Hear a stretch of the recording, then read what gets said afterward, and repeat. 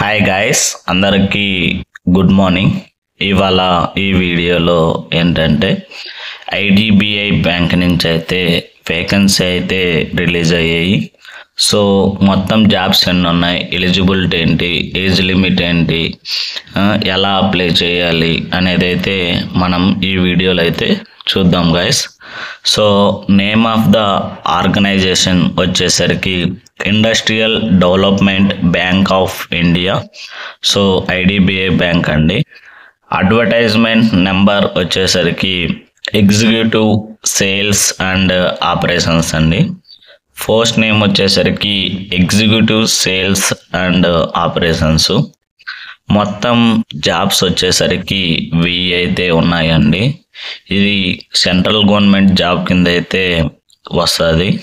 So job location వచ్చేసరికి all over India అండి.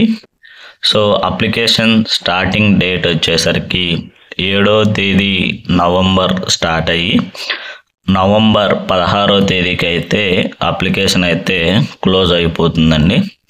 So mode of application వచ్చేసరికి online అండి మొత్తం ఇది.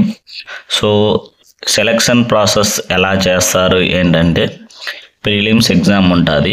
ప్రిలిమ్ ఎగ్జామ్స్లో సెలెక్ట్ అయినటువంటి వారికి అయితే మళ్ళీ మెయిన్స్ ఎగ్జామ్ అయితే కండక్ట్ చేస్తారు.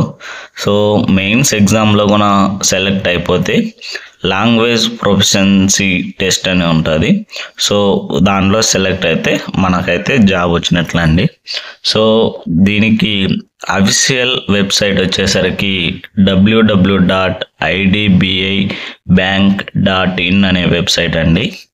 సో వేకెన్సీ డీటెయిల్స్ వచ్చేసరికి ఇక్కడైతే మనకి అంటే క్యాస్ట్ వైజ్ అయితే చూద్దాం గైస్.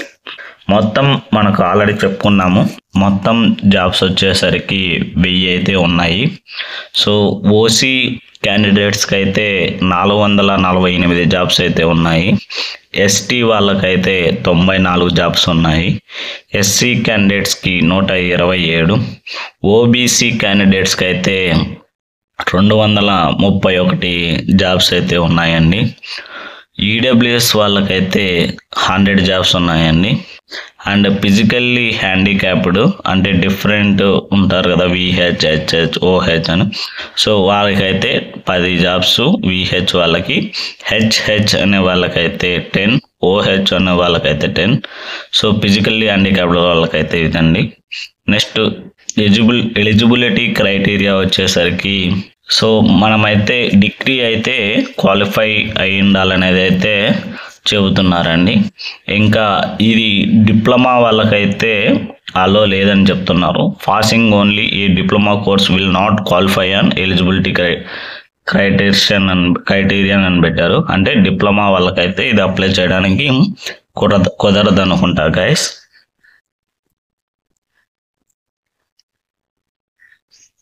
నెక్స్ట్ ఏజ్ లిమిట్ వచ్చేసరికి 20 సంవత్సరాల నుండి 25 సంవత్సరాల వరకు అయితే ఉంటుందండి. సో ఇక్కడ మనకు అంటే ఎప్పుడు అంటే అక్టోబర్ 2వ తేదీ 1999 కంటే అంటే అక్టోబర్ 2, 1999 కంటే ముందు పుట్టిన వారికి అయితే అలో లేదనేది అయితే చెప్తున్నారు. సో నెక్స్ట్ అక్టోబర్ 1వ తేదీ 2004 తర్వాత అంటే ఆ తర్వాత పుట్టిన వాళ్ళకు కూడా అలో అయితే లేదని చెప్తున్నారు. అంటే ఈ డేట్స్ మధ్యలో అయితే ఏజ్ అనేది అయితే మనది ఉండాలనేది అయితే చెబుతున్నారండి. నెక్స్ట్ శాలరీ డీటెయిల్స్ వచ్చేసరికి ఫస్ట్ ఇయర్ అయితే మీకు 29,000 అయితే పర్ మంత్కి ఇస్తామని చెప్పారు. ఆఫ్టర్ సెకండ్ ఇయర్లో అయితే 31,000 అయితే ఇస్తారంట అండి. నెక్స్ట్ అప్లికేషన్ ఫీజు విషయానికి వస్తే ఎస్సీ, ఎస్టీ, ఫిజికల్లీ హ్యాండిక్యాప్డ్ వాళ్ళకైతే 250 రూపాయలండి. సో అదర్ కేటగిరీస్ అంటే ఓసీ అండ్ ఓబీసీ క్యాండిడేట్స్కి అయితే 1050 రూపాయలు అయితే అండి application fees. So selection process already మనం చెప్పుకున్నాము. సో నెక్స్ట్ ఎలా అప్లై చేయాలి ఏంటంటే అఫీషియల్ వెబ్సైట్లోకి వెళ్ళేసేసి find out IDBI executive sales and operations అనే నోటిఫికేషన్కి వెళ్ళి అప్లికేషన్ అయితే ఫిల్ చేసి తర్వాత పేమెంట్ కట్టి తర్వాత సబ్మిట్ చేసి వాటిని అయితే ప్రింట్అవుట్ తీసుకొని పెట్టుకోమన్నా, అంటే for use for the further purpose అని చెప్తున్నారు. అంటే ఆల్ టికెట్ డౌన్లోడ్ చేసుకోవడానికి ప్రతి ఒక్కటి నెంబర్ ఉంటుంది కదా, దానికోసం. నెక్స్ట్ ఇంపార్టెంట్ డేట్స్ వచ్చేసరికి cut off date of eligibility criteria of age and education qualification వచ్చేసరికి అక్టోబర్ 1వ తేదీ 2024 అండి. సో అడ్వర్టైజ్మెంట్ డేట్ అయితే నవంబర్ 6వ తేదీ అయితే రిలీజ్ అయింది.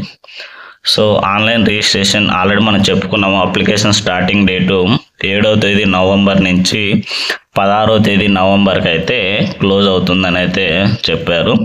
సో ఎక్స్పెక్టెడ్ ఎగ్జామ్ డేట్ వచ్చేసరికి డిసెంబర్ 1 అయితే ఉండవచ్చని అయితే చెబుతున్నారండి. సో ఇది ఇవాల్టి వీడియో గైస్. సో ఇలాంటి మరిన్ని వీడియోస్ కోసం please like, share and subscribe చేసుకోవడం అయితే మర్చిపోద్దండి guys. So thank you so much.